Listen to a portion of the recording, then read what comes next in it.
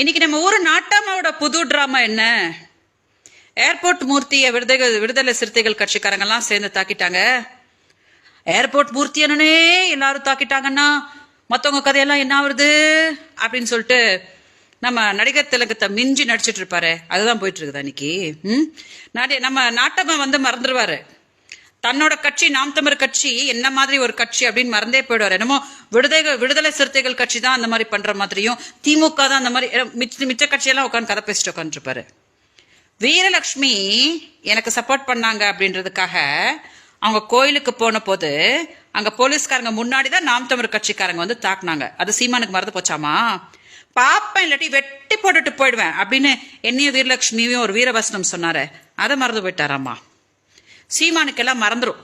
சீமானு என்னமோ நாம் தமிழர் கட்சிக்காரங்க வாயில கை வச்சா கடிக்கவே தெரியாதுன்ற மாதிரி டிராமா போடுவார்.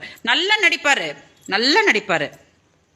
இந்த அந்த அமோல் டப்பா மாதிரி அந்த மூஞ்சி வச்சுக்கிட்டு தம்பிங்களா எனக்கு திரள் நிதி கொடுங்க அப்படின்னு நடிப்பாரு. அப்புறம் இந்த மாதிரி எவனா தெருள் அடி வாங்கினா பாருங்க ஐயோ எப்படி பாருங்க லா அண்ட் ஆர்டரே சரியில்லை அப்படின்னு ஒரு டிராமா போடுவாரு.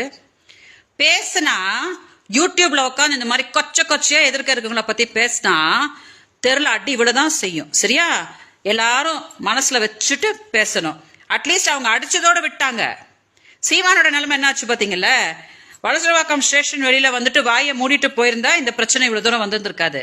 வெளியில அவ ஒரு பாலியல் தொழிலாளி அப்படின்னாரு பாத்தீங்களா? அதுக்குதான் இப்ப சுப்ரீம் கோர்ட் வரைக்கும் அந்த கேஸ் போயிருக்குது. அதனால சீமானுக்கு மறந்தே போயிடும்.